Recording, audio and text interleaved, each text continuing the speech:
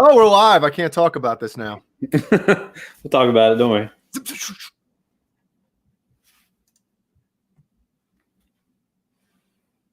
We're supposed to wait for the intro, or we're just supposed to talk? I don't know, but I'm dancing now. In your pants? We're supposed to wait for the intro, or we're just supposed to talk? Oh, gotta pause it.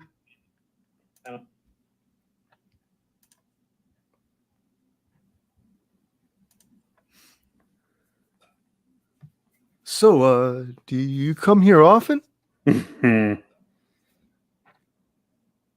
Or is it just like on a Wednesday, like the last Wednesday of every month?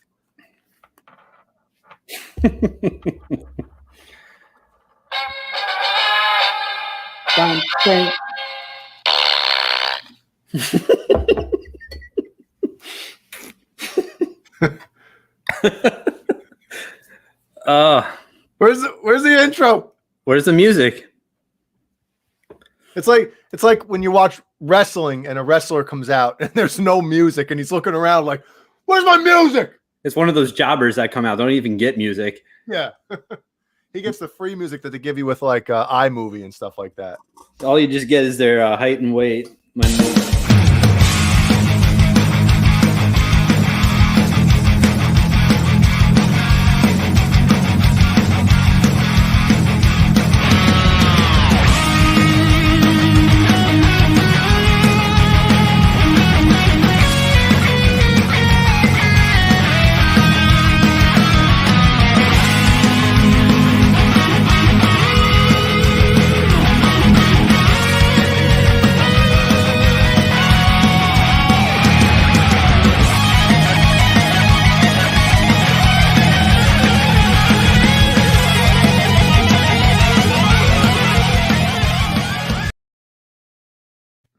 You know, I recorded that intro Oh. bass guitar. I used an actual guitar, and I ran it through a bass guitar simulator in my Kemper. And it Right. sounds pretty good. If I don't mind saying so myself. Sounds great. Yeah. Sorry, you called me playing air guitar before. I hope it looked good. Well, it looked good. Looked better than me playing it. True. What's going on? What is going on, everyone? Happy Thanksgiving Eve. One of the best days of the year, right? Low pressure, food's cooking, beer. Low pressure. Yeah. Like at work, it was easy. Gotcha. Because everyone's always in a good mood before, a holiday at work is, All my employees were loving life. It was great. Early day. So yeah, let's get to it. Johnny. We have a lot to go over. We have a lot of Gizmachi news. So we have the executive producers on the beautiful Johnny Beane network. And they make this happen. Let's get something clear here. They make the show happen. Mm-hmm. They do. So let's talk about the people that make it happen. Chuck Green, Joe Christian, Thomas Santiago, Music Therapy Laz, Straight Tom, Mike Neese, Frank Corcoran, Michael Smith, the captain, David Ennis, Dan Halen, Steve Carmichael. Become a channel member. Click the join button. It's there, guys. Touch it. It feels good. Do it. Hurry up. Knobby member. And subscribe and listen to the Johnny Beane podcast. If you love our voices and you can't get enough, there you go. Just go there, guys. If you love our voices.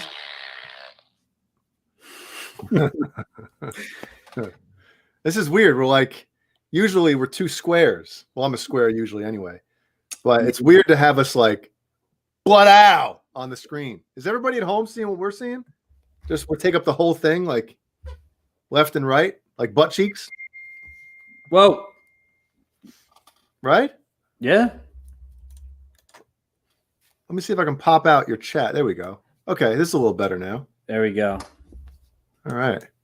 Jeannie liked our very pro intro, so that's great. Yeah, we don't know what's happening. What's the link to our OnlyFans? I don't know. I don't know what I think Johnny has an OnlyFans, doesn't he? I don't know. We should get some. Share some nudes, whatever. So this is the last Wednesday of the month, so obviously it's, for lack of better show name, Metal Wednesday, whatever everybody wants to call it, until we come up with something official. Yep. But we're going to talk about some metal. Brian updated our notes app to discuss some things for the show tonight, and I just looked at it about 15, 20 minutes ago because, I love to do show prep all the time. He does. It's true. And so, yeah, for those of you who are just joining us kind of for the first time on a Wednesday, it's usually Metal Mayhem. We talk about some good stuff. Good. So then I have my kids are watching. She sent me a message. Are they watching you in the room? Like, are they like live studio audience watching? Or are they watching on other? No, Rory's upstairs, and then Brody and Lainey with their mom tonight. So they're gonna have a little dinner, little Thanksgiving breakfast tomorrow. So they'll be back. That's cool. So yeah. I guess we should do a roll call because people are still rolling in. Bunch of people rolling. I think we have like 3,500 watching right now. So, but if you want to talk about who's in the chat, I thought it was 35,000 actually. I'm going to let more people come in before I do a roll call because, not enough yet. Come on, keep them rolling in. So, rolling in, what do you got? So one thing, Brody says there's a guy named Mike Hunt, and he laughed. 12-year-old, you gotta love it. 2 months ago when we had Byzantine on and we were talking about the Pantera Metallica. Yes. The comparison, if I may. Album versus album, like in order you're talking. Right.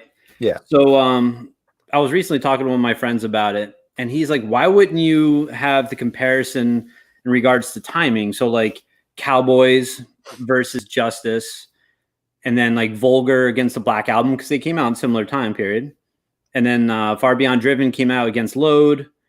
And then what was it? Southern Trendkill against Reload. And then Reinventing the Steel against Saint Anger. Oh, God. So if we did discuss that, that wouldn't be a discussion. Because the only thing I think Metallica would win would be Justice against Cowboys. Yeah, it's weird that you if you bring it up that way, if you're doing like the years that they came out or whatever.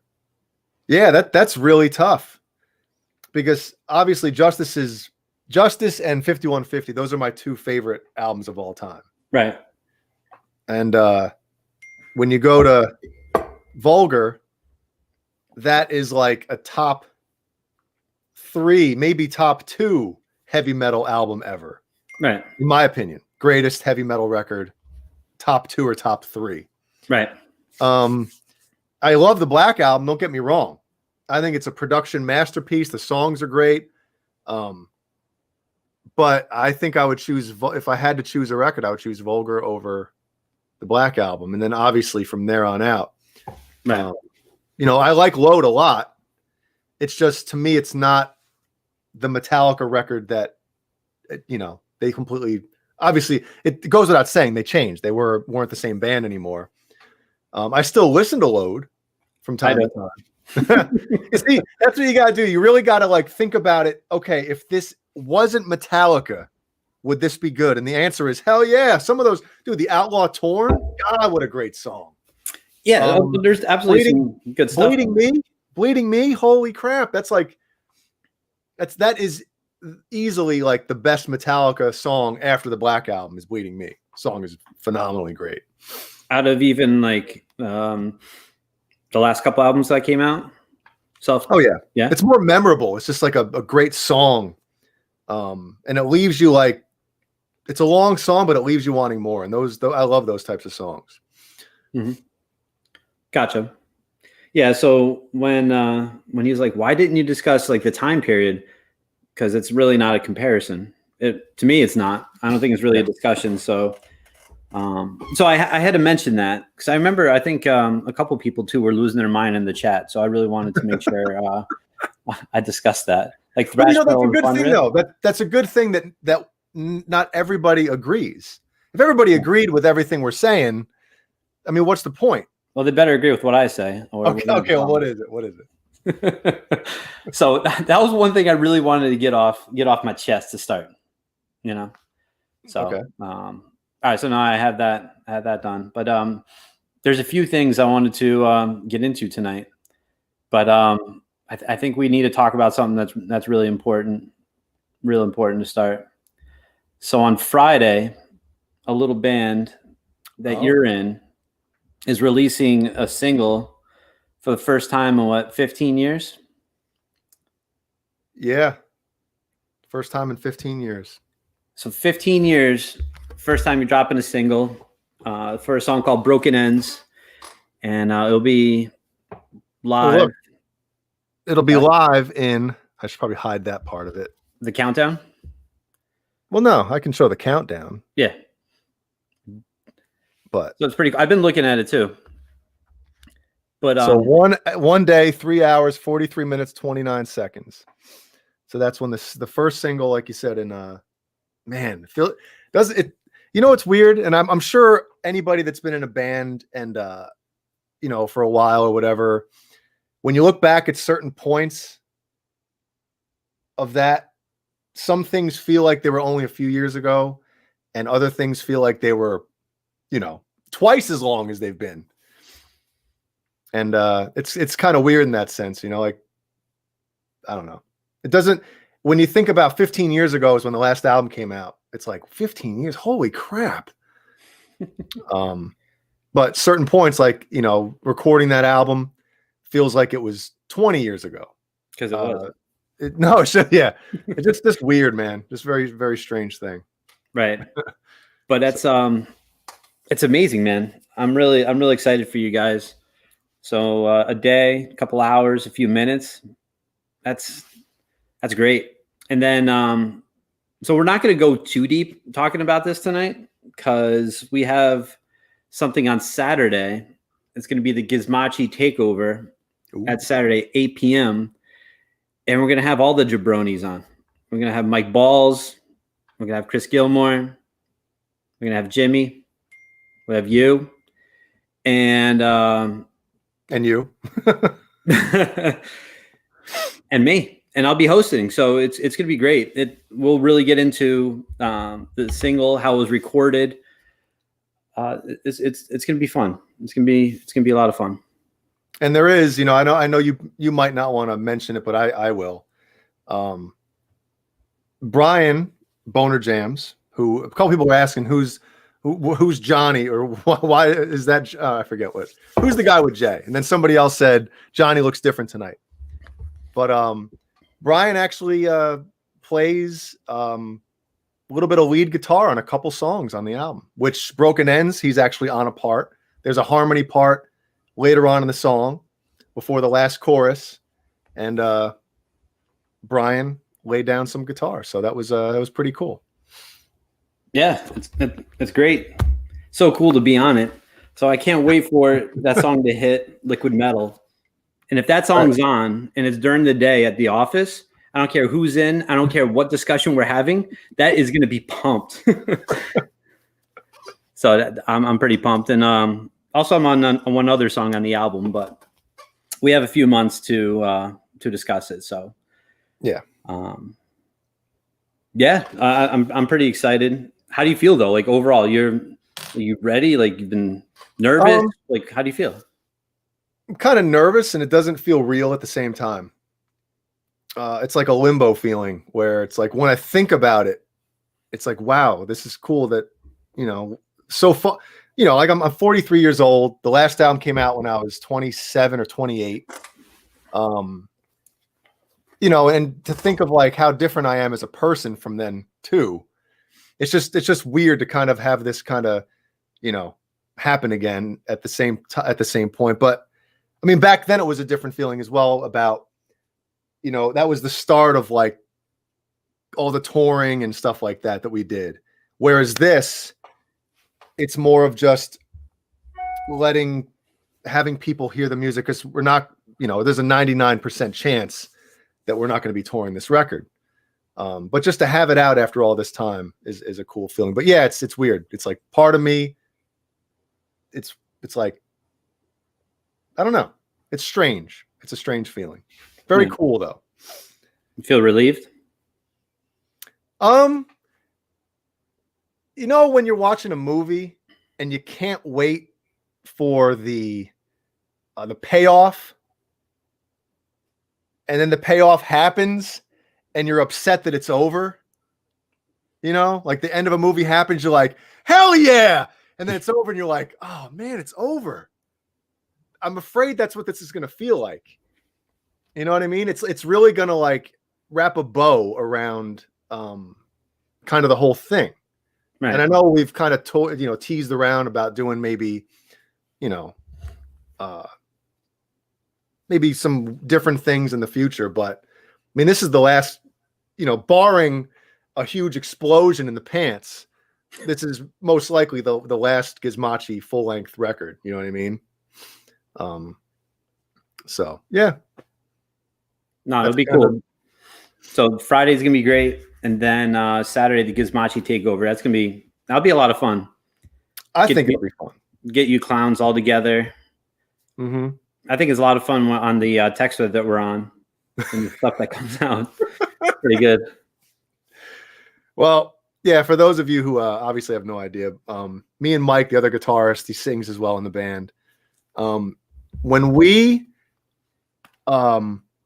either talk on the phone or see each other in person, we're like super close, super tight. We goof off, we joke around. It's like, we couldn't get along any better in person or on the phone, but through text message, we're like arch enemies, man. And it's the strangest dynamic that I've ever been a part of in my life. It's like, if there's ever anything serious that I have to talk about him about or talk to him about, I have to call him about it. Because if not, it's just back, and then I end up getting pissed. He ends up getting pissed. And then we hate each other until we actually talk again. It's really weird. Yeah, you guys are pretty funny. Yep. No, so it'll be fun. It'll be fun Saturday. Oh, and by the way, on Saturday, if you said this, I apologize. I must have not been paying attention. We're going to actually play the song on the show. Right. Yep. Jimmy, the drummer, is making a little, so we don't have to just play the audio and all sit here looking like goons. He's putting together like just, a couple scrolling photos of like, some of the artwork and a picture and stuff like that. So we'll cut to that maybe a little while into the show, and, but I hope everybody checks it out on Friday. Definitely. Everyone check it out Friday. And then Saturday, come to the show. If you have questions, come in, ask. The band will answer some stuff. It'll be a lot of fun. We're going to have a great time. Yeah, it's going to be good. And thanks for hosting, too. I appreciate that. Oh, absolutely. Absolutely. I can't wait. So I heard you got a new guitar. And send it backhand, and is that it again? Yep. Send it backhand and is at it. Was at it. What happened?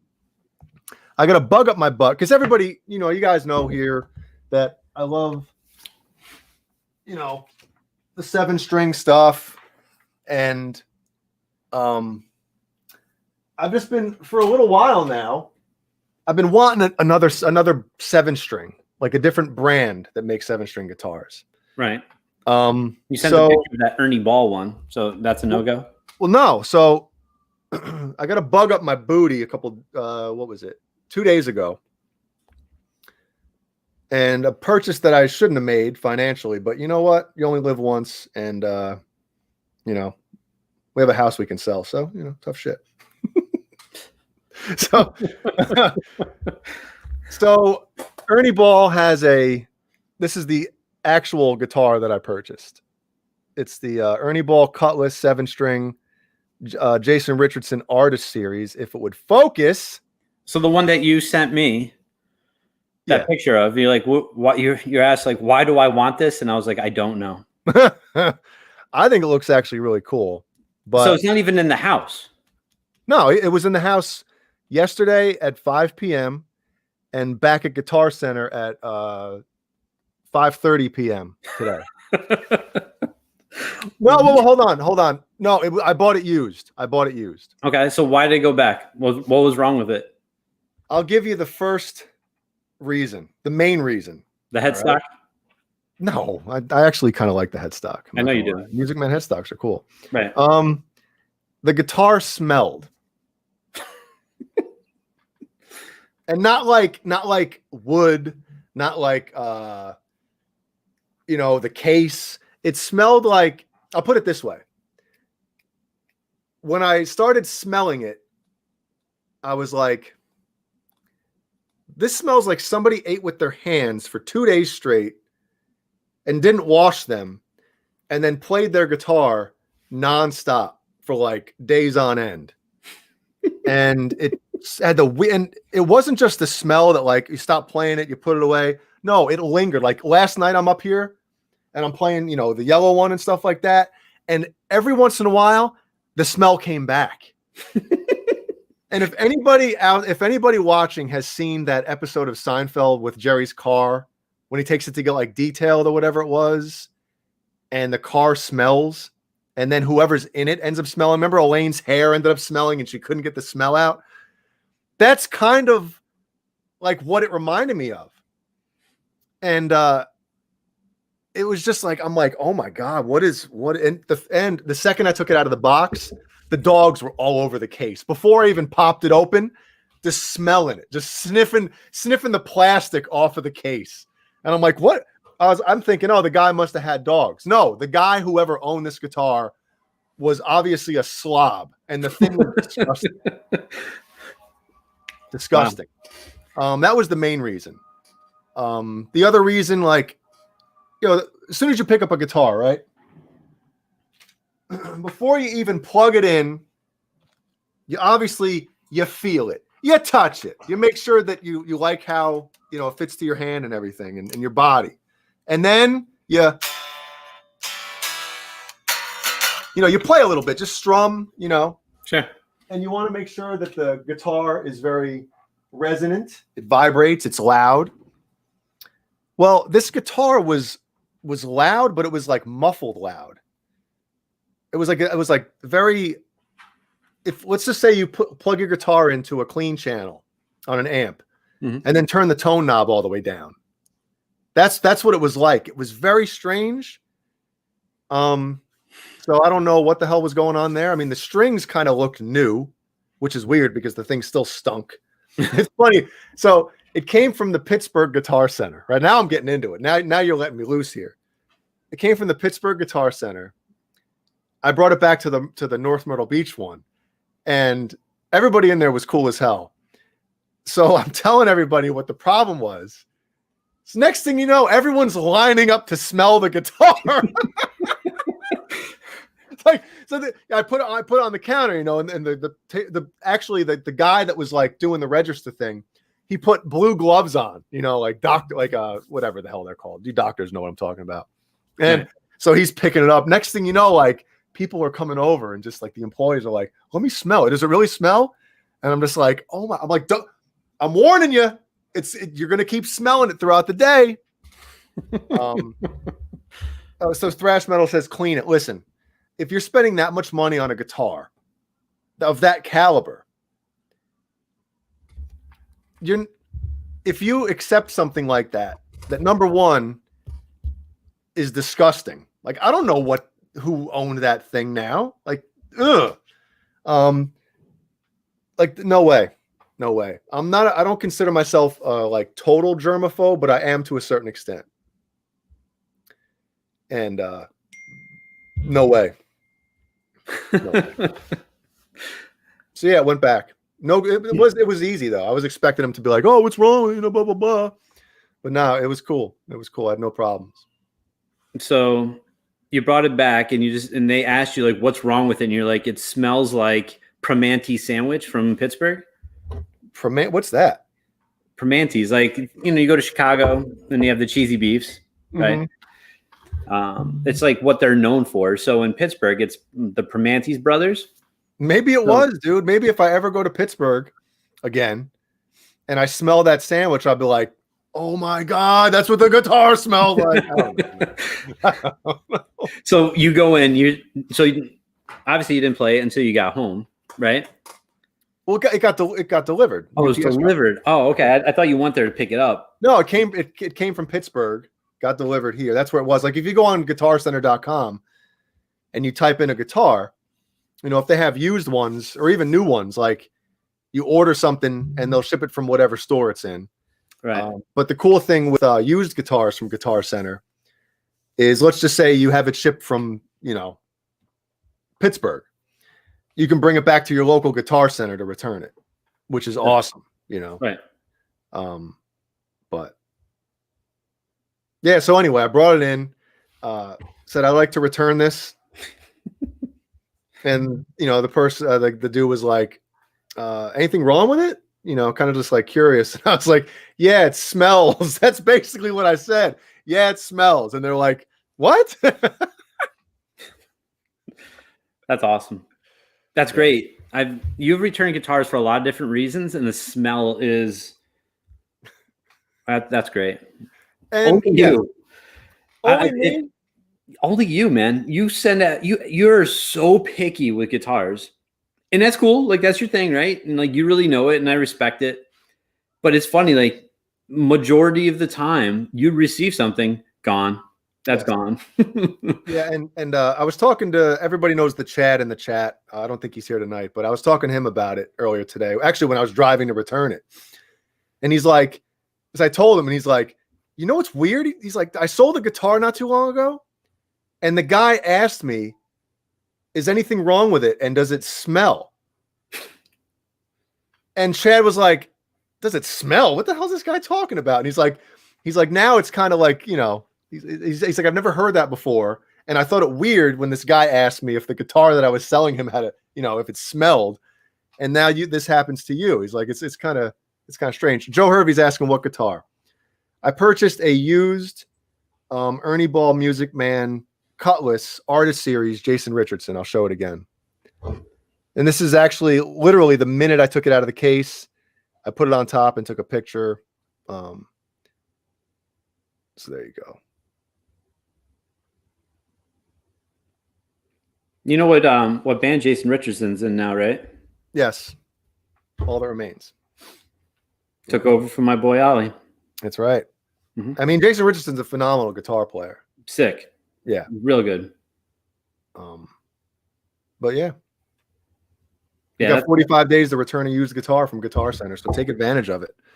And So I am picky. So you have 45 minutes. I'm a guitar player that, I know what feels good in my hands, and I'm very particular. If something's off, it'll bug me about it. Like you showed me that video of Jim Root playing one of his guitars. Yeah. And it had like that wood texture finish. I wouldn't be able to. I'd be like, I think I'm part OCD. I'd be feeling like, oh, I feel that little groove there. It'd be weird for me. I don't know. I think that guitar is so awesome looking. It looks awesome. Yeah. Oh, I guess we got to do a roll call. All right. Yeah. It's time. We waited for people to come in. Now there's 5,000. So why don't you do that? Mm-hmm. All right. We got Sigmund Freud, Beethoven, Beethoven. Bob Genghis Khan, Socrates Johnson. We got Brian Spalding. What's up, Brian? Cameron Brown, my buddy, all the way over in Scotland. It's what time is it over there? 2 a.m? 2, 3. 1 a.m? 1 a.m. Charlie S., Chris Bevan, the Bops 5150, Frank Corcoran. My beautiful wife is downstairs manning the battle stations while I'm upstairs, up here hooting and hollering with you. Jenny's in here. Joe Hervey 84. Johnny Beane. That's very nice of him to watch us right now. Kenko Dor, KXM Rock. I'll read this one slowly. Mike Hunt 2. Nelson Rodriguez. Nerd Halen. Nightbot is here. I don't know why. Plexiface. Randall Fisher. Robot Master Switch. thrash metal and fun riffs, Vista Light 1972. And if anybody else jumped in the last 2 minutes, I've been rambling about everybody. Hello. Yeah, James Gum just jumped in. Oh, hi, James. And Nez Says, I just saw Dave from Nez Says jump in. Hey, Dave. What's up, Dave? See, he missed the story of me talking about why I returned the guitar. Dave, rewind about 10 minutes, 15 minutes. You'll know why I returned it. Just got done talking about it. It's great. So what are you going to do now? So you returned that guitar. What's the next step? Are you going to get another one, or are you done? Like, has it turned you off? The plan is already in motion. Is it? Yes. So what are you going to do? You're going to have three. What am I going to do when there's bills to pay and I can't pay them? That too. But you have three. You're going to have 3 7 strings. Are you going to do 4? And are you going to tune any of them differently? Are you going to do anything at all differently to these? Are they all going to be standard tuning? You know, they would have been all standards, except when you mentioned that to me last week or so, or a week and a half ago. I'm thinking, you know, maybe I will tune one differently. Maybe, and I've said this before, but I've never taken my own advice. And I've heard this from other guitar players as well. That when they tune a guitar differently, you write different stuff. Right. So maybe I'll drop the my black that's downstairs, actually, the black and the mirror pickguard universe. Go to A. Drop A, or would it just be a whole step? Just A. Just drop it a step, just like Korn.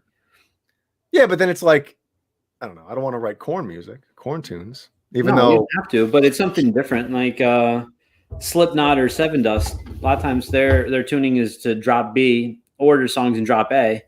So the one time I was talking with the guys in Seven Dust, I'm like, "What makes you change?" And he's like, "Honestly, I don't know." So sometimes I'm just playing the song in drop A, and it just sounds better, and I just go with that. And there's other times I'm just playing with in drop B. I'm like, makes sense. So and I mean, I guess it would be the same thing. I mean, before we got 7-string guitars in the band, we would switch between standard E, and then drop D. And we had like a handful of songs in each tuning. But for some reason, once we switched to 7s back in, Jesus, what year was that? 97 or 98? 97, I think. right. We just always kept them standard and never even thought about, because if anybody listens to our music, and I know Cameron Brown, he actually has, maybe I shouldn't say this, he has the new Gizmoji record. But a lot of people, when they're playing or whatever, they'll always end up, on the open, if they're playing a 6-string standard tuning, everything, they're always going back to E. Mm-hmm. Whereas we have a lot of songs where, we don't do that. But I don't know. I think it'll be a good idea. I'll pick a guitar and I'll pick a tuning, maybe a drop tuning though, instead of doing all that. Gotcha. That's weird. I find it like playing a 7-string. One time I did that. I had it drop tuned. It was just weird. It was just too many strings. I couldn't get my own way. So What? Yeah, and having it, I had it to like drop A. And it was just, I don't know. I didn't like it. Not in the 7-string. The 6-string is just a lot easier because you can fly through it and play some quick stuff. It just, I just couldn't. I don't know. I didn't really like it. I didn't like it. I mean, it's hot in here. What do we have a lot to get to. You want to take some clothes off? Go ahead. I'm right here. I got to turn the air on up here. I'll be right back. All right, do it. Jay Hoonan. All right, guys. Let's get real here. So tonight we're gonna talk about a few things. One discussion that I really enjoy having is discussing the grunge bands, the top 4, maybe top 5, depends who you want to throw in there. Have a discussion on it because a lot of people go different ways. I know Beane out there is a huge Nirvana fan, and I know how much he really loves them and really would like to discuss them and come on. So maybe we'll persuade her to come by, discuss it. I'm joking, Jeannie. I know Pearl Jam. A long time ago, when I was out there, it was like 4 or 5 years ago. Jeannie and I were going to leave to go get a tattoo. Remember that, Jeannie? And we weren't going to tell Jay, or we were just going to go do it. So, yeah, yeah, we'll discuss this. So we'll wait for Jay to come. Oh, there you go. Oh, wait a second. We're talking grunge on a metal show. We're going to, because there's some metal aspects to it. We're gonna get in there. I know, Alice in Chains. You know, Soundgarden. Mhm. Hell yeah. So since I teed it up, what do you think? Top four grunge bands in descending order from worst to my greatest. favorite. My favorite. Thrash metal and fun riffs whole. God, man, that's the top is difficult for me because I think that like Pearl Jam 10 is a top album for me in my mind. That's one of those albums that's like one of the best albums of all time. Okay, so you'd say but hold on a second. All right, but Dirt from Alice in Chains is kind of in that same boat to me. It's like that album is so goddamn good. It's amazing. And then you got Stone Temple Pilots, Core, their first album. I don't listen to that one as much as the other two that I mentioned. Mm-hmm. And then man, you know, it's really hard, but I think those three, or those, well, when you put Soundgarden in as well, those four, to me, that's it right there, in my opinion. So from least to greatest. Well, I would say least to greatest. Oh man, Soundgarden, Stone Temple Pilots. Wait, whoa. What? Soundgarden's last? Yes. Mm-hmm. Okay. Yes. Keep going. Soundgarden is 4. Stone Temple Pilots is 3. Why am I'm counting 4, 3, 2, 1. God. All right. So 4 is Soundgarden. We'll do it like Randy Savage. 3 this way. Oh yeah. For 3 minutes.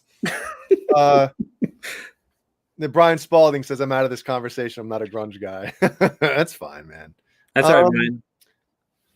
And then the top one is difficult. I guess I'd have to go with oh my God.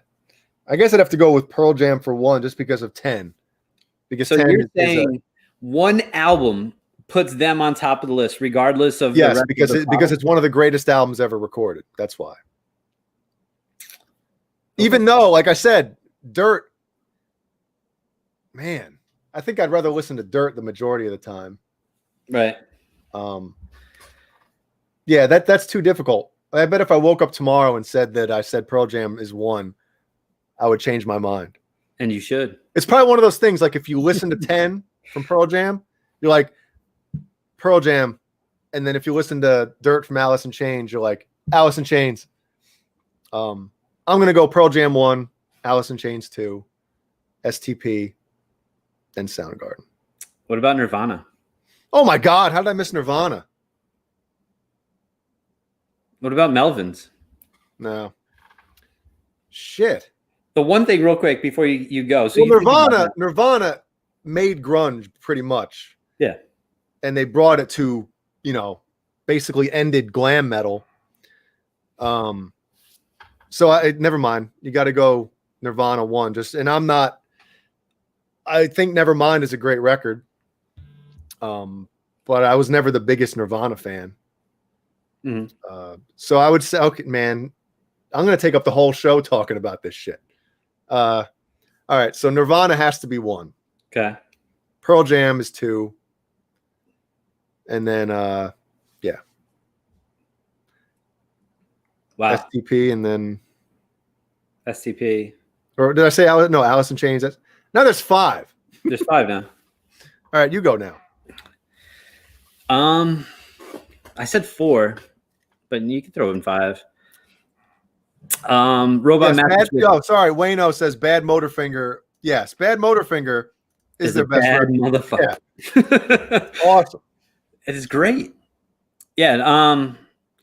Man, there's a lot of really good music from Seattle, and there's a lot of heavy stuff too. So I know grunge is not necessarily like metal, right? But there's a lot of like metal coming from Soundgarden. Some of their tunings, some of the stuff that they did. Alice in Chains.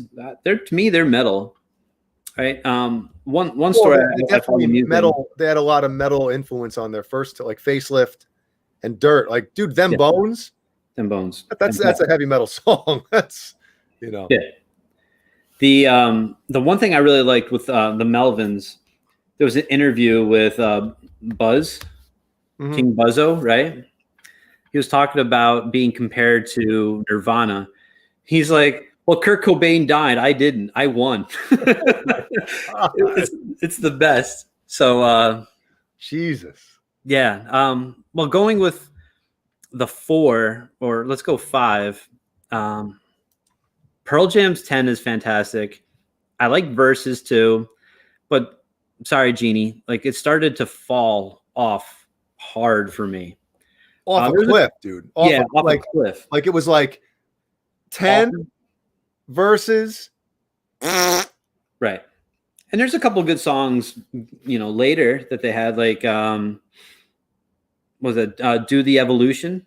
I forgot what album that was on. That came in like 97, 98, whatever that album was.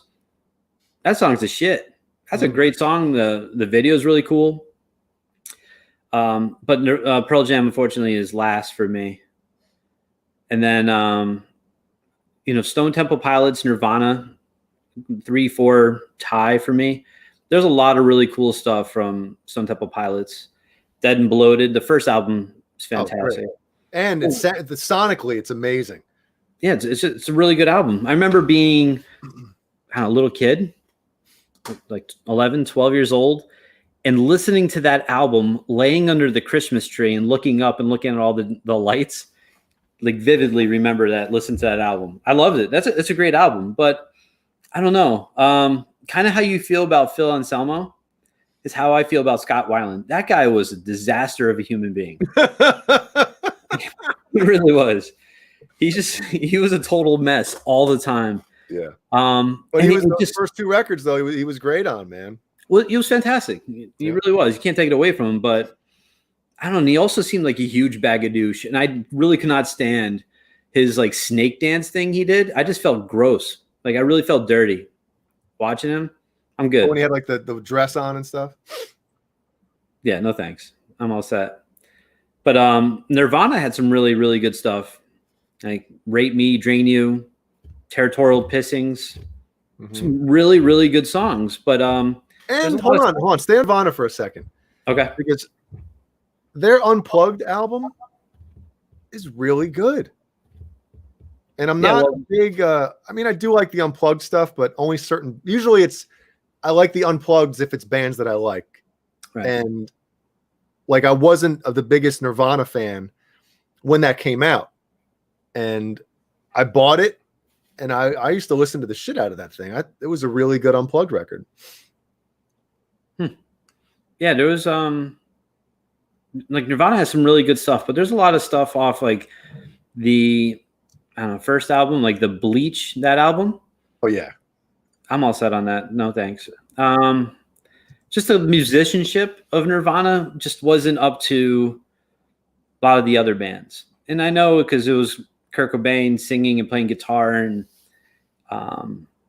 it's tough to do a lot of leads or do anything real intricate when you are singing and playing. I get that, but that's why you get a lead guitar player. Right. I don't understand why they didn't. Same with like Chevelle. And I know it's way off topic, but Chevelle, same thing. Like the singer writes some really, really good stuff. But man, if they had another guitarist, I think they would take their music to the next level. Hold on a second. I think, I'm not. I'm trying to allow comments because it seems like we're getting people pumped up in here, either in a good way or bad way, which is great. You know, this is a good thing. But you know, the thing I dislike looking back about Nirvana is, you know, I was in high school. Let's see, what year did Nirvana did that come out? 92, 91? What year was that? Never mind. Yeah, I think it was 91. 91. So I'll look. let's see. When I started playing guitar, and then a couple years later was in high school, I remember knowing or seeing the kids that played guitar that were like a year or two younger than me. They weren't looking to like get better at playing like melodies or leads or solos. Mm-hmm. It was strictly like just chords and, you know, like the bare minimum. And I mean, we all know that Nirvana kind of, you know, really put the sledgehammer on any type of like, you know, glam, you know, coming with the ripped stuff and the, what are they? The plaid, the flannels and shit. Yep. Acting like you don't care about anything and like life sucks. And it was like complete 180 from party and, you know, right. Let's shop in the girls section and put on makeup. But it really kind of like just stake to the heart of all that stuff. And there's only a few of those bands that were able to survive, man. You know? Yeah. I mean, sometimes music needs something like that to come in and maybe shake things up. Mm-hmm. But for a while there, like the guitar solo, like it wasn't cool to shred anymore. And I remember looking back at that and thinking like, wow, what a shitty era. Just for guitarists. I'm not saying for music, because like we talked about, a lot of that music is amazing music. Like the songs are great. You know, some of those bands had amazing players in them. Yep. But they just never like showed off. And it was just looking back, it's kind of weird, that era of like being a shredder wasn't cool. Right. You know? Oh, it wasn't. And so getting back to, I think Nirvana and Stone Temple Pilots to me are pretty similar. So 3, 4, doesn't matter. 2, Alice in Chains. They're amazing. Mm-hmm. When I was younger, I really didn't like them. I don't know. I wasn't a huge fan, but then the more and more I listened to them, the older I became, the more I love them. I love Alice in Chains. They're fantastic. Like, again, that song is the shit. That's just a great song. Even like now, they're coming out with new stuff. Have you listened to any of the new stuff with the new singer? I have. It's good, but it's not like, it doesn't have that special something about it. You know what I mean? Like there's bands out there, I'm sure we all can name some, that they're good, but they don't have that like it factor that makes you like think like, oh man, this band is you know, they're up here. Mm-hmm. And I think that's what they are. And it's not fair, you know, because you always compare, you know, new stuff to the old stuff. Right. Especially when a band puts out a record like Dirt mm-hmm. and stuff like that. It's mm-hmm. you unfairly compare it like, oh, it's not as good as that though. Right. And that sucks, but it's what we do as human beings, you know, we always compare. Right. No, I agree. The thing I just didn't like a lot, it's just their songs are so depressing and sad, and it's all like drug induced and dark in that regard, you know. But the musicianship is sick. Oh yeah. I love Alice in Chains, and even their new stuff is really good. Like The Devil Put the Dinosaurs Here. That's a really good album. So even today, I haven't listened to it. I'll have to check it out. Check it out. It's really good. I don't know if you like it, but I think it's pretty good. And then last, and certainly not least, number 1 for me is your number 5, Soundgarden.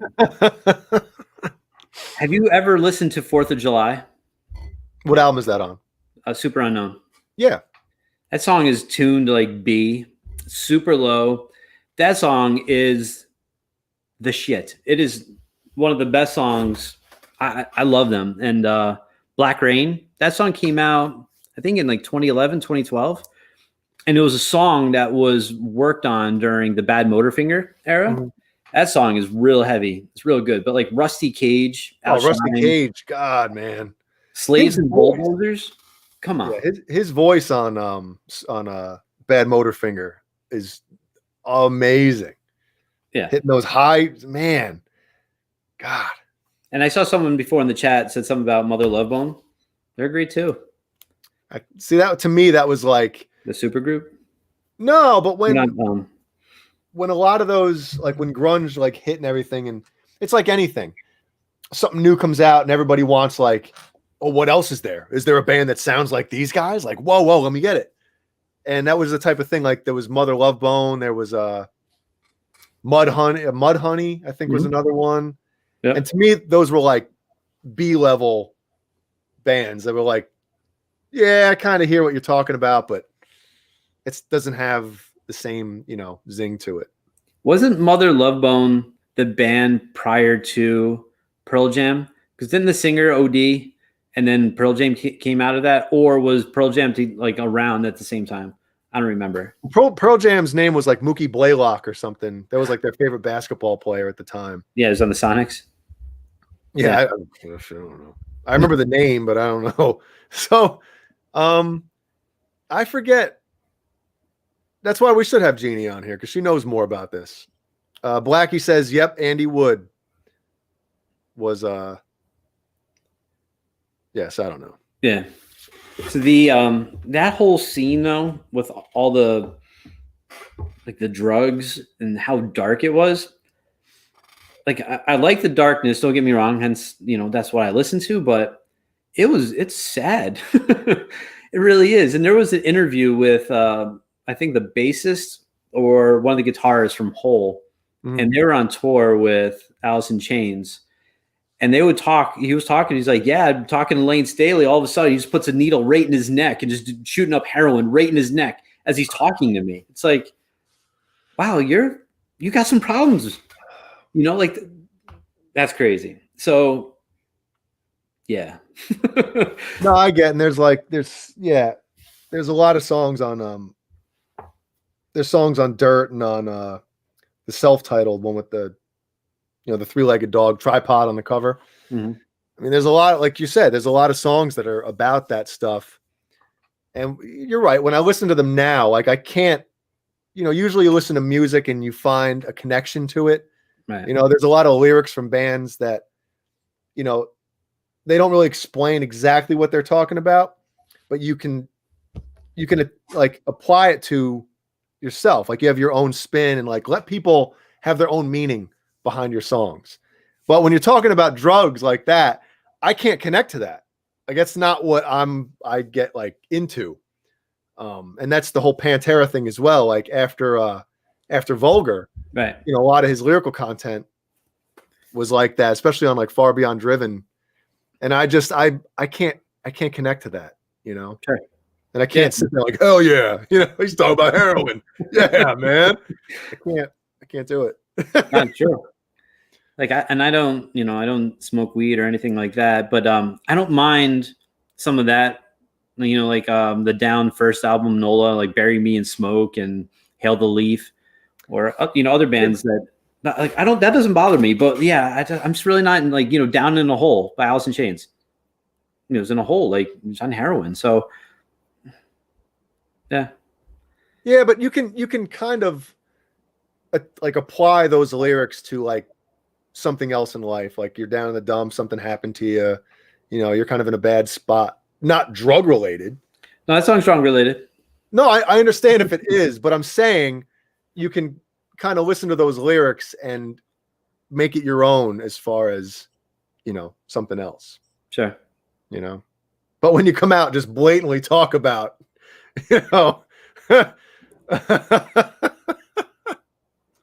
oh man. It's crazy. Yep. But yeah, so that's my 5. Go Pearl Jam, Stone Temple Pilots, Nirvana, Alice in Chains, Soundgarden. And then in the chat, in your comments, please give us your 5. Jay's curious. Jay will sit up all night reading them, so let us know what you think. Yeah, I'll come back later and I'll set up that whiteboard behind me and put everybody's top 5. Right. And since it's 9 o'clock, just as a reminder, hit the like button. Oh yeah. Hold on. Subscribe. Wait. Yeah, 9 o'clock is the what do they call it? The station identification. It's 10 p.m. Do you know where your children are? Right? Yeah, no, it's perfect. It's 9. So yeah, make sure you hit the like, subscribe, and make sure you guys are here on Saturday for the Gizmachi takeover. Also be here for Friday for Johnny and Jay when they discuss a little band called Van Halen. They'll go over that for a little while. So make sure you guys tune in. But definitely leave some comments on your thoughts about the grunge scene and stuff like that. But I know this is a metal show, but there's a lot of elements to metal on that. So check it out. If you've never really sat and listened to Soundgarden, Slaves and Bulldozers, Outshine, Rusty Cage, Black Rain, 4th of July, I'll do it for you. I'll give you the feels, I promise. And who mentioned before something about oh man. Let's see. Where did I comment last? Hold on. Somebody mentioned that some of those bands, they were more like hard rock as opposed to grunge. And if you said it and you're watching, because I responded to you and said I can't disagree with that. Right. I mean, you're right. If there was no grunge era, you know, like Alice in Chains and even Pearl Jam, Soundgarden, even Stone Temple, like, is it really that grungy? Like, especially their earlier stuff. I mean, you know, Pearl Jam had lead guitar all over that first record. Mm-hmm. They were soloing like a son of a bitch. Alice in Chains, like we all know that. Oh my God, what's his name? Corky? No, that Alice in Chains. Why can't I think of his name? Lane Staley? No, this the guitarist. Oh, holy shit. Oh my God. I'm slipping in my old age. Come on, somebody say it. Oh my God. Now I'm just Look waiting. in the chat, please hurry up. Jerry Cantrell. Oh my Jerry God. Cantrell, yes. Holy Jesus. shit. We all know he's a great guitar player. Fantastic. So He's got a great voice too. well, yeah, when you listen to especially any era of Alice in Chains, man, like his voice is all over that stuff. They were harmonizing like a son of a gun. Yeah. Yeah, no, it was great. Lane Staley's voice was fantastic. Yeah, it's one of those voices where, like if you just heard his voice, like singing some of that stuff, you'd be like, it kind of sounds weird, but it just fit the music and like I talked about before. It had that it factor to it. Yeah. And plus he I think when he died, it was 01, 02 from heroin. He's like 6'2". He was a tall dude. He weighed like 82 pounds. Oh my God. He was missing his teeth. Like, guy fell apart. And I think the last thing he recorded before he died, it was probably like 2 or 3 months before he passed away. He was going to be doing a song on a Taproot album. And I think, and Taproot's one of my favorite bands. Love them. The singer, to me, reminds me a lot of Lane Staley. And I know obviously he has a huge influence. His name's Stephen Richards. Loves Lane Staley. So they were going to have him on. And then he passed. And they never, like, they have the recording, but they had never done anything with it. And I don't know if they will. But I'm really curious to see how he sounded, like, 100 pounds at 6'2". Maybe that's why they didn't release it. Maybe it was so bad that like possibly, and he was missing teeth. So yeah, no, it's just terrible. But fantastic singer. But it's just crazy to think about. Out of the 5 top bands that we're talking about, 4 of the lead singers have passed away. Yep. And we're just asking, like, why? What happened to Eddie Vedder? No, Eddie Vedder is a Cubs fan, so I like him. I can't complain. And he's a Bears fan too, but I remember him talking about certain things that the Bears were doing, and I'm like, what an idiot! Does he even is he just one of those guys that he's from Chicago, so he thinks he's a Bears fan and thinks he knows what he's watching? No, I don't think he is. He doesn't know what the hell he's talking about. Maybe in baseball he does, but football, the guy has no clue. Right. Whoa, Keith A. Thank you very much. Let's bring back Floyd Rose guitars. You're talking about the guitars or guitars with Floyd Rose tremolos on them? Because Floyd Rose made guitars. Man, it's been a while though, right? You don't know. I don't know. Do you own a guitar with an actual Floyd Rose on it? Oh yeah.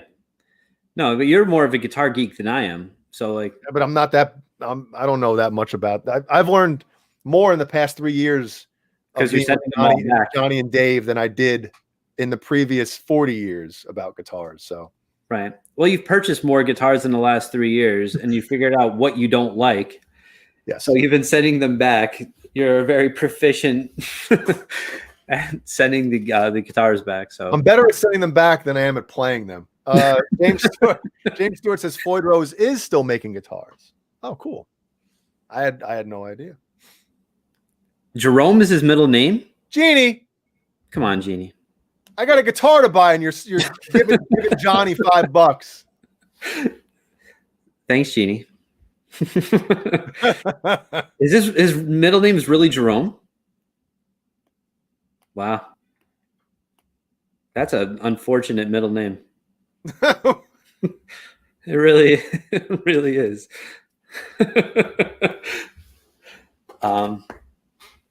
Yeah. AI Gaming says Creed is strongly rumored to be doing a tour in the future. Money talks. And COVID walks. So we'll get through this pandemic and then we'll say. No, but I just mean, like it's like anything. A band is huge. They break up for whatever reason. Usually it's because the singer isn't getting along with or the band isn't getting along with the singer. Or the singer is losing his mind, thinks the FBI is after him. Yeah. Yeah. And then they go their separate ways. Obviously Mark Tremonti's had huge success with his own band and Alter Bridge, which are great. Fantastic. What's his I'm like my dad tonight with names. I can't remember names. My dad's always like, that type of stuff. What's his face? The singer from Creed, Scott Stapp. That's that. Yeah. He put out some solo stuff as well.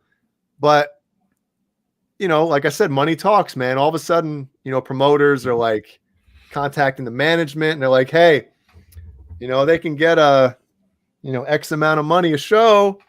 They put an album out. It's like, all right, guys, what do you say? Right. Absolutely. Yeah. But Creed has some really, really good stuff. And they have some really awful stuff too. Oh yeah. Yeah. There's both. Like their radio friendly hits. I can't tolerate it, but there's some really good stuff. Like Tremonti's guitar work. That dude is amazing. He really is. Yeah. It's just, that's the one thing I dislike. Well, one of the, maybe two things, like we talk about the overly radio friendly stuff and the fact that he really doesn't get to, I'm not saying he has to shred over the whole shit, right? But he doesn't really get that opportunity to kind of, show what kind of guitar player he is. Have you listened to What If by them? Oh, dude. Human Clay is my favorite album from those guys, man. That album is tits. That is the tits. The beginning of that song, that cool like little intro, clean intro. Yes. And it kicks in like that, like palm mute and that like harmonic, that dun dun, and like, oh yeah. Shit. I have to go change my pants thinking about that. That's fantastic. Yeah. So good. But they what is it? The bridge in that song, he plays a lead with a wah on it. Mm-hmm. And that part is so hard. Like I've learned to play it. It took me a long time to learn that. And that part's the shit. Especially too, like not only just playing it, but getting the wah part right. Mm-hmm. I suck at wah. And, use your other foot. Yeah, I'm gonna use my hand next time. Have somebody else do it for you. Jeez, I suck. Hey, can you come over here and wah for me? And I have the kids with me. I'm like, here, keep going, come on. What foot do you use? I use my right foot. And do you stand or sit? I sit. I never stand. You gotta stand to play wah, man. No, I sit like in my basement on my stairs, so it's descending, so it's easy. Like it's kind of like I'm standing, but I'm not. But I don't stand and play because if I did, I'd be headbanging the whole time. So if I sit down, it's just better that I actually get better. So, well, I've noticed that because right now I have to film that's everybody that's watching. We talked about the Gizmachi song that's coming out Friday. We're doing a playthrough for it. And so I was practicing the song sitting down. And then I'm going to film a couple different angles of it standing up.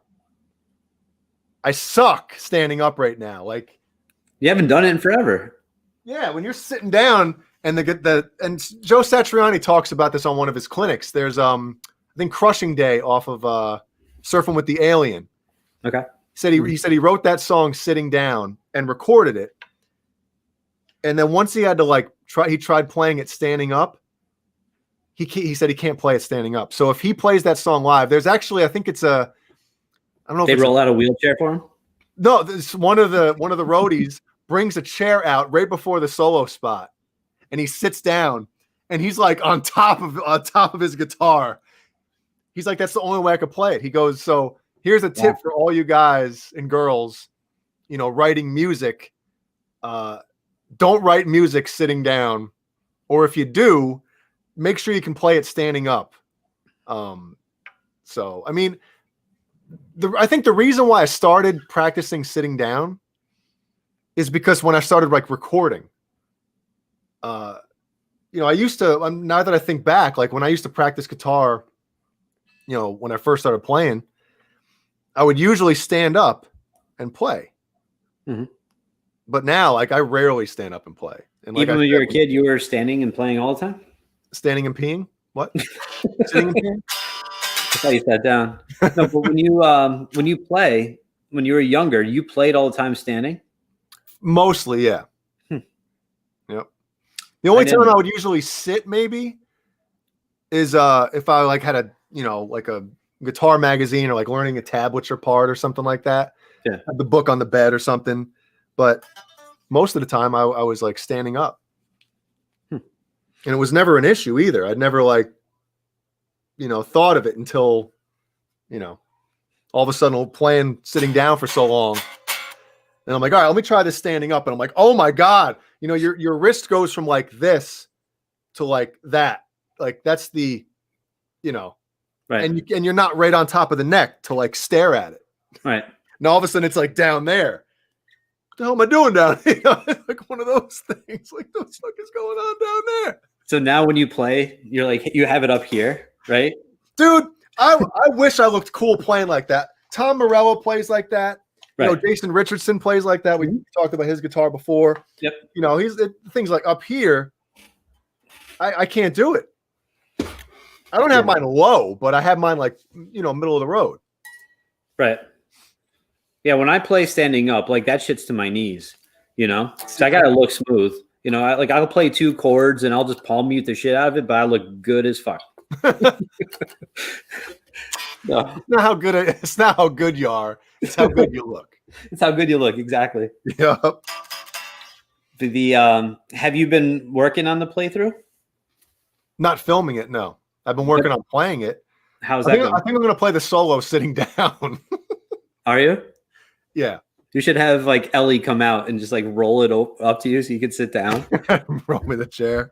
But also the bridge bending part, I think you have to do that standing up, right? Yeah, it's hard to play that sitting down. I have to lift the guitar to get to it, and it looks weird. So whenever I play that, because you taught me how to do it, I can't do it sitting down because it just feels weird when it's sitting in my lap. So when I do, I'll play. It's a lot easier to do it standing up because it's the way the body comes down and you're just pulling it up. So it's a lot easier. But when it's just sitting on your lap and it's going horizontal, you can't because you're pulling that way. Yeah. And for those watching, when Brian mentions the bridge bending part, I'd stand up right now, except I have super night pants on and you know, because I put them on before I came upstairs, and Jeannie's like, "You're wearing those on the show," and I was like, "I'm not going to show my pants." So, anyway, the bridge bending part that Brian's talking about is there's a part in the song where we reach over and we grab the underneath of the. It's easier. It's easy with these because they have a little bit of a, lip there with the tuners and the gap, and we basically play a riff on the low B string, and just basically, pull it up, push it up, that type of thing. It's kind of tricky to get. I know it doesn't sound hard, but when you have a guitar player and a bass player, and you're playing, everybody's playing at the same time, you gotta bend it. That's pretty much it right there. That was, too sharp on the last one, but you got to get it nice, man. You got to get it, got to feel to it. It is really hard. I remember when you taught me how to do it, and I struggled for a long time to get it, or I would pull too far. So if we're tuned to B, I'm dropping it to like Z sharp. Z, yeah. It was just like, yeah, it goes. Yeah, it was tough. Yeah, but it's cool, especially when you guys do that live, when you have two guitarists doing it and you're doing it the same way. So yeah, I know we'll talk obviously more about this on Saturday. I don't want to go too crazy, but seeing you guys live and when you do that, like in Wandering Eyes, yeah, that shit is awesome. Really cool. It's weird because we've only been asked about it, every once in a while, like when we're on the road and stuff, like we'd have people coming up like, "Hey, when you guys reach over your guitar on that one part, what are you doing to the pickup?" I remember one kid asked that. And I was like, "Doing a pickup? What are you talking about? We're pulling the bridge, man." Yeah. And then I remember we got to a show it was either St. Louis or Illinois or Missouri. It was either St. Louis or Chicago. And we were in the van, and all of a sudden, like people from the show started, fans started showing up for the show. And we overheard two kids talking about how we tune our guitars. One dude was like, they tune standard. And this other guy was like, no, they tune down. Do you ever hear the what the hell did he say? He talked about the bridge part in Wandering Eyes on how that goes lower than B. Mm-hmm. So they have to tune down. But he didn't know that we actually like do this. He thought we were like on the first or second fret and like kind of like a right. Bending the string as opposed to bending the bridge. But now I'm getting crazy here and going on a tangent. But we'll talk more about that Saturday. I know. Did you say something to those guys? You're like, no, I'm pulling on the bridge. Did you say anything about that? Or you just I actually was like, you want to go out and tell those, like explain to those guys what we're doing? And I remember Mike going, nah, let them figure it out. You know what you should have done? You should have walked out there and be like, I was using the pedal, and just walk back and just make them be like, oh, really? And just even throw it up a little more. Well, no. So this one kid that we're friends on Instagram or whatever, and I gave him a lesson on how to play Wandering Eyes. His guitar, his 7-string guitar, he doesn't have a floating bridge on it. It's just a stop, What type of 7-string? It's is it a Jackson? It's actually a really nice looking guitar, but it doesn't have a floating bridge. I thought Jacksons did have bridges. Well, some of them do, but the one he bought doesn't have a floating bridge.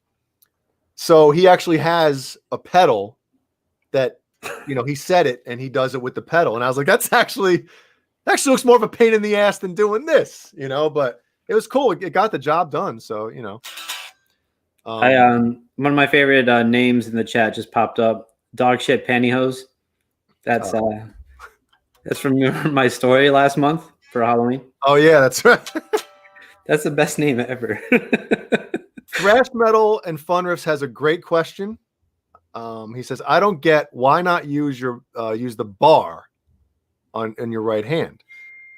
So if anybody knows, when you're playing with the tremolo bar, it's very like it's more Fickle. Yes. It's hard to kind of like get it. Like Steve Vai, for instance, is great at hitting a note and bending with the bar and getting to the right pitch. Right. When you So play is that,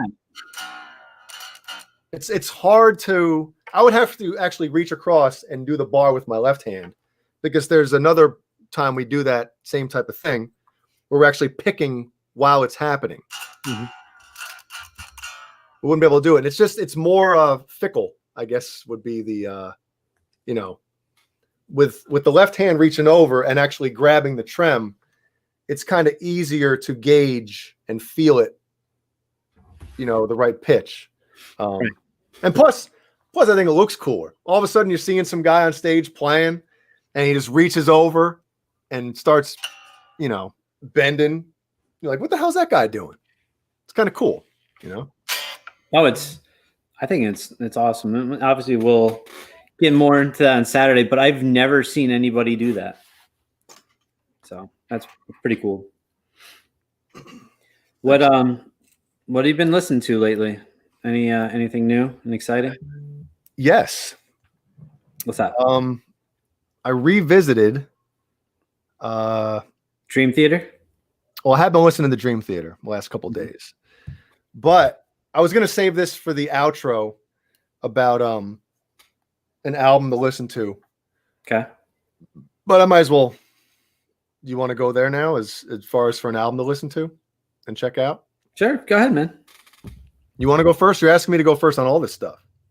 No, yeah, you go ahead. Really? Yeah. Tell us what you're listening to.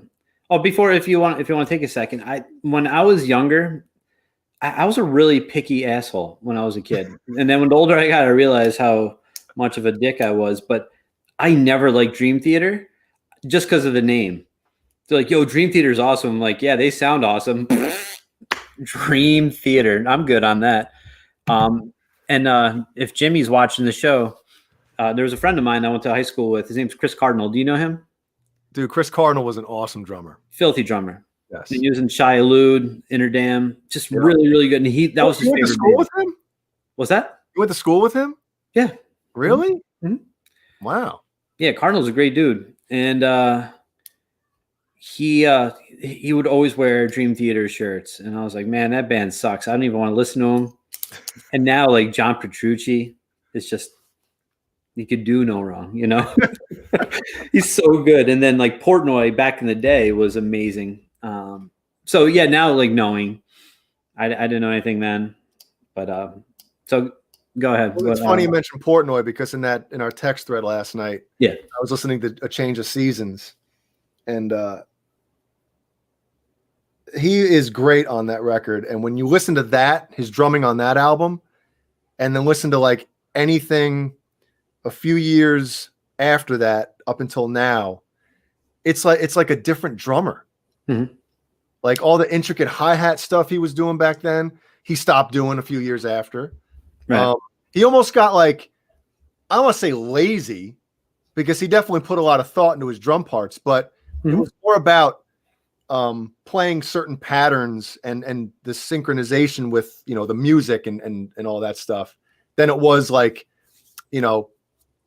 technical drumming anymore. He kind of threw that out the window, and it was like about memorizing drum parts as opposed to like playing, stuff that like a drummer would be like, ooh, how did he play that? Yeah. But I understand. So tell us, what are you listening to? All right. I'm not usually a fan of overplaying, whether it's a guitar player, a bass player, a drummer, whatever, even singers. Like, I don't want to hear somebody riffing nonstop. Like, sing the song, do the cool stuff, but don't overdo it. Right. Right. Well, there's an album by Death that, in my opinion, is one of my favorite drum albums of all time. And the album is The Sound of Perseverance. And the drummer is Richard Christie. Everybody knows him now, probably from the Stern Show. That album, to me, it's unbelievably great because of the drumming. Like the songs are awesome. Don't get me wrong. Even if like the drums were kind of you know, a little more laid back. Not that they ever were on Death. Death always had, you know, great drummers. But that album is way over the top with drumming, but it's like amazing. It really is. Like some of the stuff you listen to it, you almost start giggling because it's like he just fit all those like notes into that one measure for no reason, but it was awesome. You know? And there's a video from, I think it's 1998, Death in LA, I think it is. They put out a DVD for this. It's a live video. He plays these songs faster than the record and on point, man. You're just like, how? And supposedly he played with these big ass boots on or something, I heard. I don't know if it's true. But what a performance. And I don't, you know, this is really before they went crazy with Pro Tools and stuff. And I would love to talk to him just about that record and how he went into it. And basically, I'm sure he was given, you know, carte blanche as far as what you can put on these drums. And it's not just fast. Bruce points that says Cannibal Corpse has fast drums. Yes. It's not just fast drumming. It's like, where can I find space to put every single cymbal and tom and snare? It's unbelievably crazy, but unbelievably good. It's not just fast. It's fast, but like, you know, constantly just hitting stuff. So it's like me, like air drumming in the car. Probably. Yeah. Yep. That's awesome. So that's, you've been listening a lot that album. Yeah, every couple of days I listened to it, and then I got on the Dream Theater kick. But no, like whenever I listen to that album for drums, you know, I really do. It's just so, like I said, it's some of the stuff he pulls out. You almost have to laugh. That's great. Everybody definitely, and there's two songs you have to listen to. The first one is track 1. It's called Scavenger of Human Sorrow. Okay. Actually, you know what? There's 3 of them you got to listen to. Scavenger of Human Sorrow, Spirit Crusher, and Flesh and the Power It Holds. So track 1, 2, and 5. That's your homework assignment, everybody, from me, Professor Hoonan. That band, they're a big Christian band, right? Gospel. Well, it's funny you say that because you know those reaction videos everybody does on YouTube? There's was it a pastor from a church and his son? They react to Flesh and the Power It Holds. And when I really had no idea what the hell the song was about, you know? Right. I don't listen to that type of music for the lyrics. I listen to it for the music. And usually when you play music like that, you can get away with singing stuff that, you know, might be a little, you know what I'm talking about. I do. Like sick stuff that you don't really believe, but you're in a heavy band and you're singing about some crazy shit, right? Yeah, of course.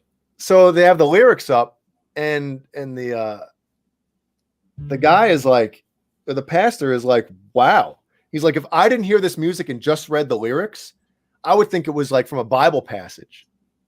And I was like, holy shit. He's, you know, it was actually like, you got to check it out. It's definitely good stuff. Okay. But that's the stigma. You know, I remember people making fun of me in junior high and high school and stuff. Yo, Jay listens to that devil music, you know, but little do they know that a lot of the music, that heavy stuff, it's got very positive lyrics to it. It does. So it, you know. Yep. Don't judge a book by its cover. So since you're talking about the album that's very percussive or something you really like that's percussive, what other albums or drummers do you really like or enjoy or love? Gavin Harrison from Porcupine Tree is one of my favorites. Mm-hmm. He's one of those guys that can take a simple drum fill, and when he plays it like a simple drum fill, it sounds musical. Right. There's a certain I don't know what it is about him, But like I said, you know, you'll watch him play, and he'll play a drum fill that he's not doing too much, but you're like, man, you hear that? It's like the exact opposite of what I was talking about with Richard Christie and Death. The exact opposite, playing something so with the music and to the music, but you're like, whoa, that fucking drum fill right there, man. Do you hear that? That's awesome. What else? Oh, come on. Come on. I feel like I've been blabbing this whole time. Oh, it's the how you think about Richard Christie is how I feel about Joey Jordison when the first Slipknot album came out. Oh, he was on fire. Literally on fire. Like somebody was chasing him when he was playing those drums. I never heard anything like that. I never heard drumming that tight and just that fast and that aggressive. And I know there's two percussion members as well, but even watching Joey live, have you ever watched him live? You ever see Eyeless live? And they have like the sample intro, and then he comes in and he's just going balls to the wall. It's sick. That for me, and so Joey is a god for me, and I have a man crush on Braun from Mastodon. I think that guy is the best out there today. I really do. I think he's phenomenal. I like when he the songs he sings in Mastodon. Those are like the radio hits, man. You know, yeah. Which is nuts because back in the day, I don't even know when he started singing. Crack the Sky, first album. That's right. That album is awesome. That's their peak, I think. Might be. Yep. You ever see the description of that album, like what it's about? Somebody told me what it was about one time, and then I found out that it wasn't true. Oh.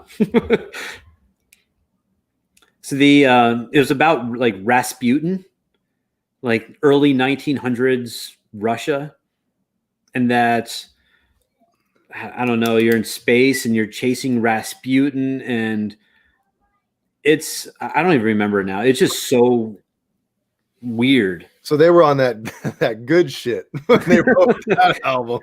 They were, but like what Leviathan is also a concept album about Moby Dick, right? Mm-hmm.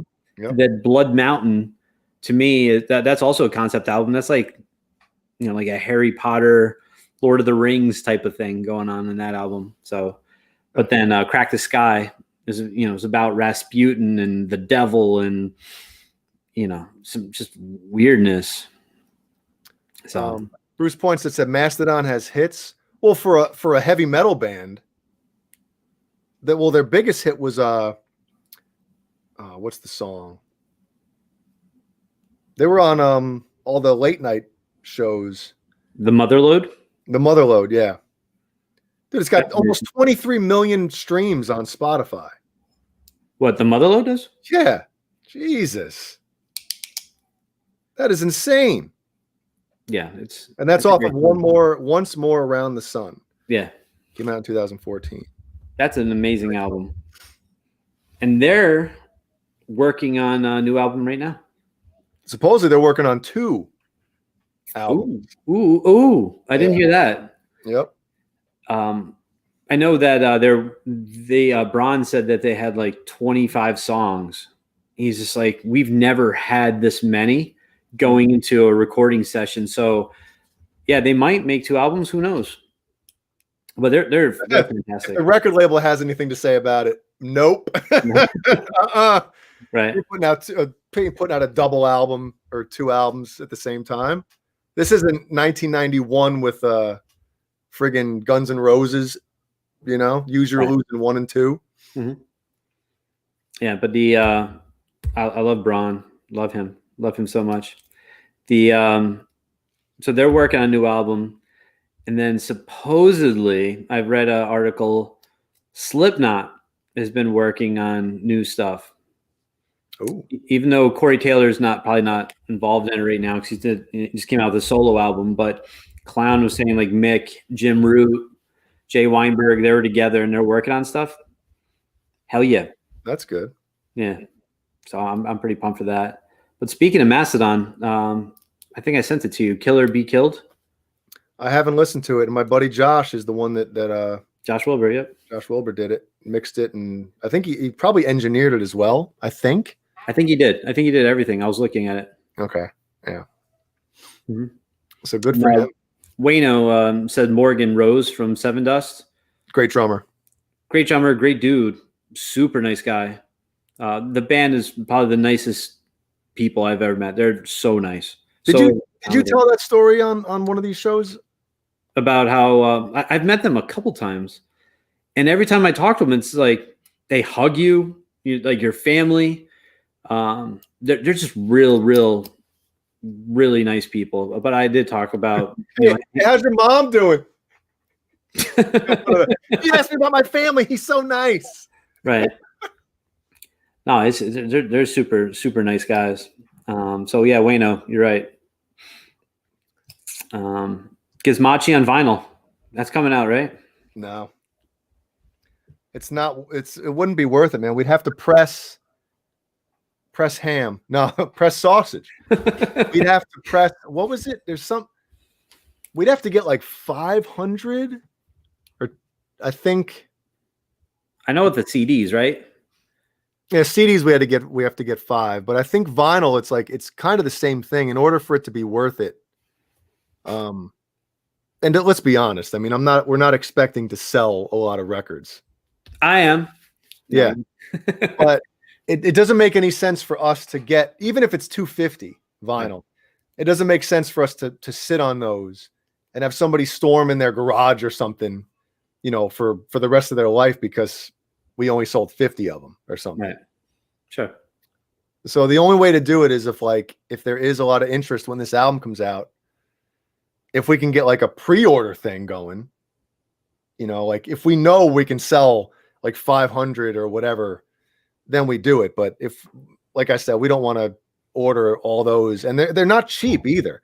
Yeah. And the album is 11 hours. Jesus, is 1 hour and 12 seconds long or something like that. It would have to be like a 4-sided record. So right there, you're doubling your price. You're doubling the cost of the album. Right. You got to pay double to get the vinyl made. And then you're going to have to charge people like, $30 for the goddamn thing. So speaking of pre-orders, how are we doing with t-shirts? I heard back from 2 companies. Yeah. Anything good? Well, the one today, I mean, isn't this something we should be talking about off the air? Do we have t-shirts coming? Like, are they like any like good prospects, basically? No. Okay. No. One said that they do not integrate with Bandcamp, but he'd still like to discuss other options with me. So I'm going to call him. I was going to say tomorrow, but I guess, that wouldn't be nice. Call him on Thanksgiving. So I'll call him Friday and go over the options. But Cheech asks, is it going to be on iTunes? Yes, it's going to be on all streaming platforms, all digital platforms. We will have CDs. We're getting 500 made. And I think that's too many, but that's what we had to go with because, if anybody that's printed CDs before, that there's like a price, like you order 250, you're paying almost as much as if you were to have 500 made. So you might as well just bite the bullet. Yep. So yeah, Friday, everybody Friday, go onto either Spotify, iTunes, tweet at Jose Mangin and SiriusXM or Liquid Metal. Tell them to play Broken Ends from Gizmachi. Please, that'd be awesome. Jay Cheech asks, can he order through you? Oh, for what? For a CD or something? Yeah. How can we? How can people hear this and purchase? Well, they can hear it anywhere. Yeah, so they could stream it. But if we're gonna have links coming out, right? Yes. So Friday, you're going to be able to do. There's going to be a pre-order. I think there's going to be a pre-order. So basically, you get the song, and you can pre-order the rest of the record. It's not coming out until well, I guess I might as well just say the release date. March 12th is going to be the release date. So this is the first single. There's going to be another single between this Friday and the release date of the album. And yeah. It's gonna be great. I'm excited for everyone to hear it. It's gonna be awesome. Yeah. So, cool. Wayno says I will absolutely tweet Jose and show. It's getting sent to them, and Jose definitely knows who we are. Mm-hmm. It's just a matter if it gets on his radar. It will. It will. I know it will. I'm just, I don't like to get too excited thinking that all this is going to happen and then nothing happens. I'd rather kind of, ride the line, toe the line. Right. Oh, it's gonna be great. Saturday's gonna be great. We're gonna have a lot of fun with that. Yeah, we'll have a lot of fun until somebody's connection sucks or echo or noise. And how's my connection been tonight? It's good. Yeah. Yep. Any glitches? There was one hiccup, but that could be what we're going through. It could have been me watching you. Whatever. Well, thank God. Jeannie downstairs watching Brazzers or something. Who knows? The speaking of Brazzers, is going to segue to how Tuesday shows or Saturday night, if Mancuda comes on, he always brings on like Bang energy drinks. Yes. So I have a client of mine who sells this, and so it's pussy energy. It's all natural pussy juice. Oh, I bet. And I've had this for a while on my desk in my office, and it's a good, conversation starter, conversation piece. So I really wanted to bring it on for everyone's viewing pleasure. So this is called Pussy Juice. If you're interested in purchasing said Pussy Juice, don't ask me because I have no idea how to get it, but I think you can look it up. But if I may purchase some and send to Mancuda, so he loves himself. Oh, he'd love it. You would. I think you'd really enjoy it. So he'd probably start off by shoving the can up his what, and then drinking it. Says it's not recommended for children or pregnant or breastfeeding women. High caffeine content. What is it? Have you tasted it yet? No. You haven't tried that? How can I have one. I don't want to drink it. Like, it's just I don't know. I don't know how good it'll taste. Hope it's showered. But Wayno A. Hold on, I gotta cut you off. Wayno A says welcome to Top of the World package. Well, Johnny Beane thanks you. Damn, Wayno. Look at you showing off. So wait a second. You're not curious as to how that tastes? The pussy juice? Not really. I'm kind of mortified and scared to even drink that. Like I just I just find it just really odd for marketing purposes. Hence I do business. I don't know. Could you expect to put that on store shelves? Yeah, I don't know how you're going to do that. But he says he goes to like New England Patriots games, not this year, obviously, but prior to, and load up his truck with like a couple pallets, and as people are tailgating and they're wasted, and he's offering some pussy. So people have been eating it up, drinking it up, So he's like, Brian, I'm making a killing. I'm like, okay. And he's like, here, have one. And I was like, okay, thanks. So I just kept one. Gives you one. Yeah, I just kept some pussy on my desk, So really, really, really interesting. Turning into a Tuesday show all of a sudden. So very interesting. So I'm going to send that to Mancuda. I think he'll enjoy it, and I hope he enjoys it. Have him send me one or two or three. Okay, 2 is better than 1. Have him send me 2. Because I used to drink a lot of energy drinks back in the day. I would have like Monster Energies, love those things. Oh yeah. And then I had a client come in who's a doctor, and he's like, "Tell me you're not drinking those things." And I had like a 24 case of like those red, white, and blue ones. They were wheeling in a pallet as he's talking to me. So he's just like, "Tell me you're not drinking those." I'm like, "Why?" And he's like, "They're terrible for you." And he gave me like a 3-minute dissertation on how awful it is for you.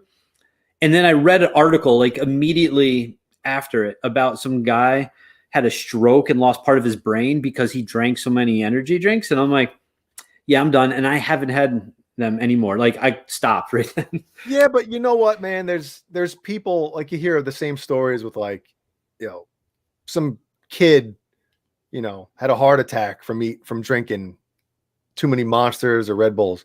Yeah, when you find out how many they were drinking a day, like 5 a day and stuff like that, like of course you're on borrowed time if you do stuff. once every once in a while isn't going to kill you. No, it won't. It's like McDonald's. If you have McDonald's breakfast, lunch, and dinner, don't be surprised if you're gaining weight real fast, and don't be surprised if all of a sudden you dead.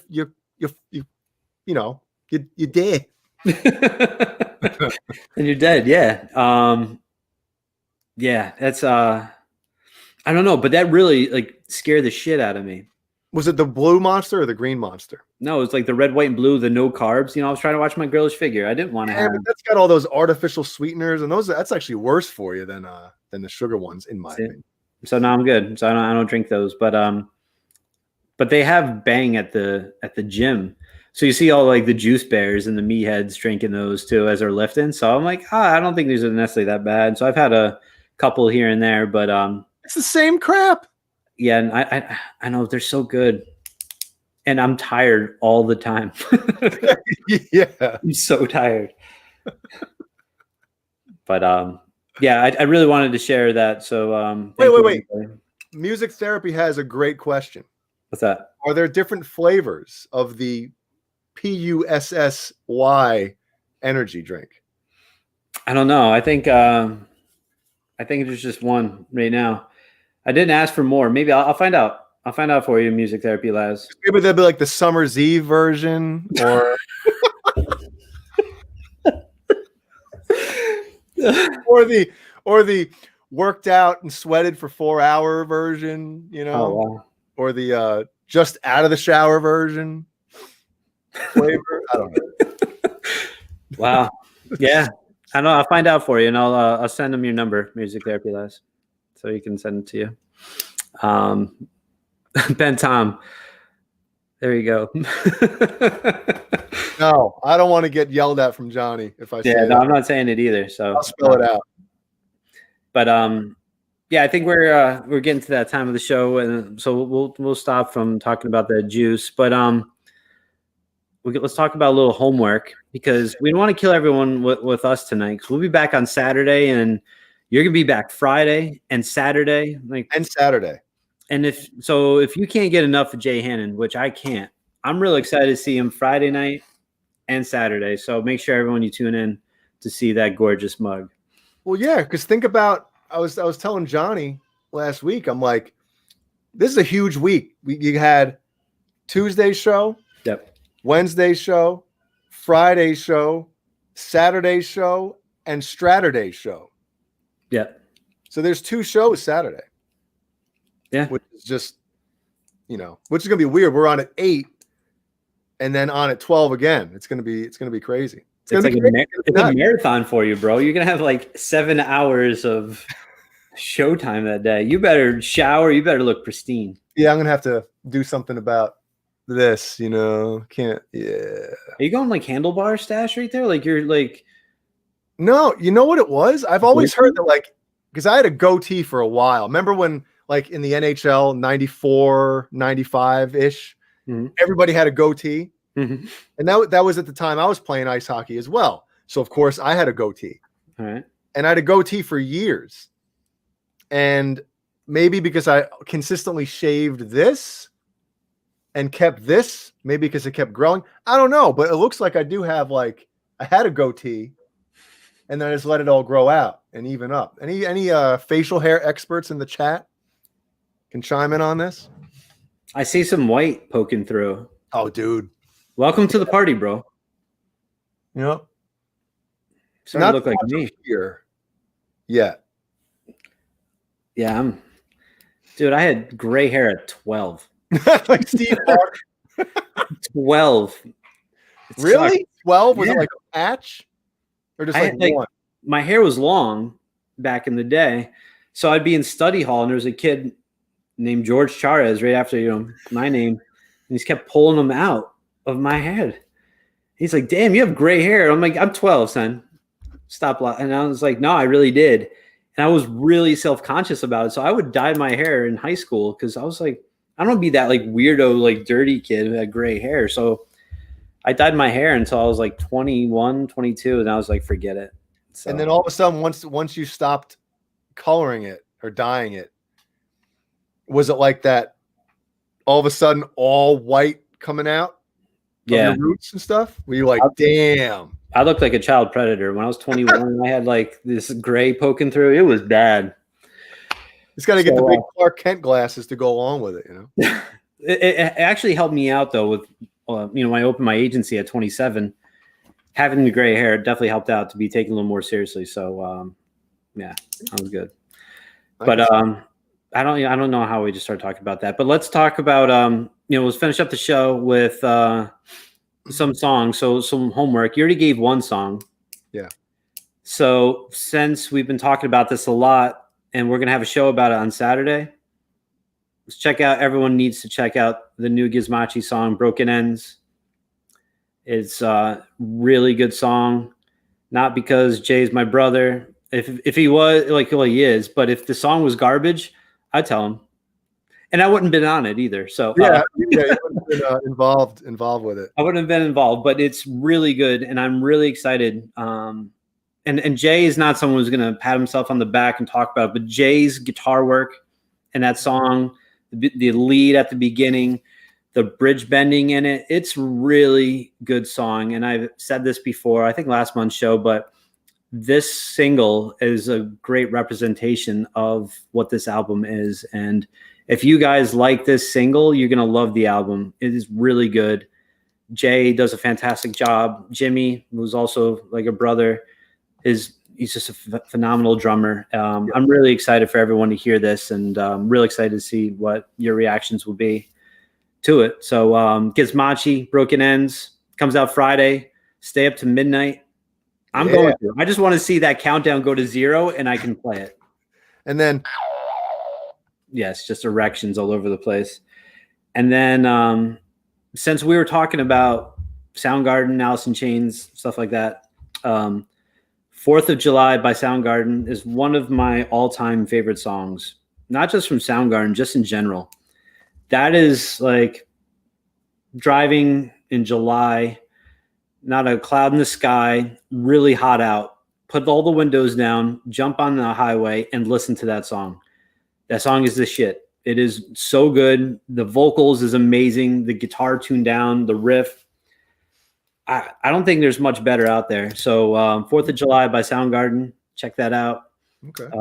Broken Ends by Gizmachi. And those are my 2 songs. That's it. I'm going to leave you with 2. I'm not like Oprah. So go ahead. Well, I'll leave you with 2 as well. I'll leave you with that. Well, the album. Well, I gave you a couple songs off of the album. But again, Death, Sound of Perseverance, and Scavenger of Human Sorrow. That one. Spirit Crusher and Flesh and the Power It Holds. And also Broken Ends by Gizmachi. It's weird that I'm plugging my own band, but here it is. Let's see what it's at now. Ooh. It's out. No, I'm joking.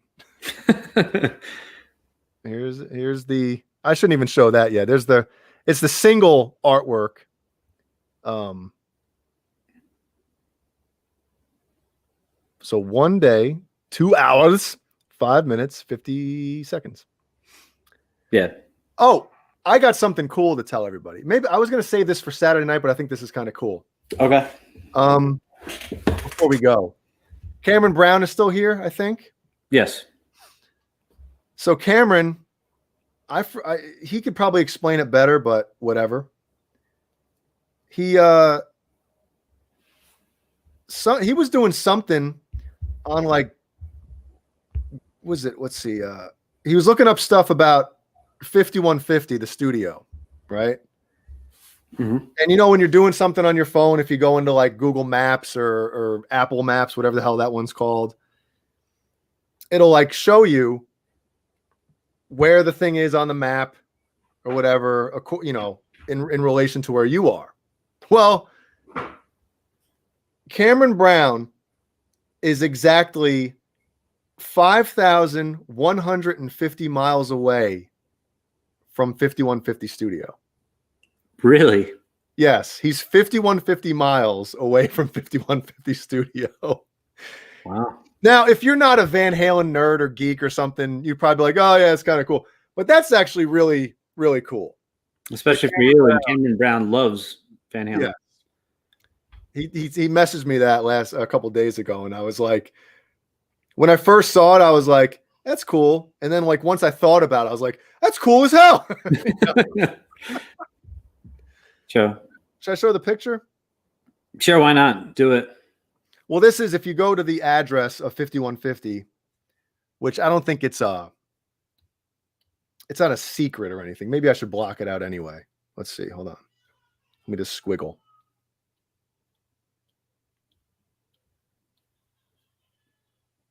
All right. I did that. So there's the picture on them Google Maps of like when you zoom in.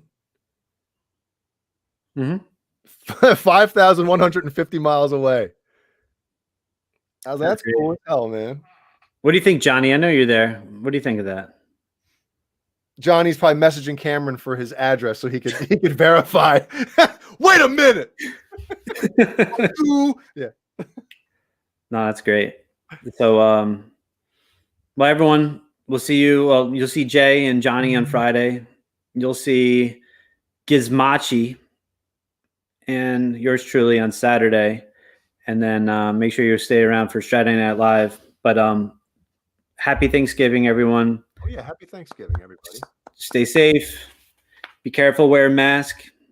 I know you guys in Myrtle Beach don't want to wear masks, but yeah, everyone stay safe. If you're frying a turkey, be careful. Frying a turkey? Deep frying. Somebody's frying down there. You hear that? I hear that. I know I got to put Rocktober to sleep too. But yeah, everyone have a great Thanksgiving, and we'll see you guys this weekend. We got to go through the channel members. Yeah.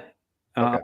I'll do it. Charles Green, Fruitcake Tony, Michael Smith, David Ennis, Mike Neese, Mickey Settlemeyer, Joe Christian, Nicole Mrazek, Scott Bolin, Richard Poole, Lenny Lou, Bo Zeke, Crazy Cook, 678. Every time I look at it, I always think I'm going to say Crazy Cock, but Crazy 4.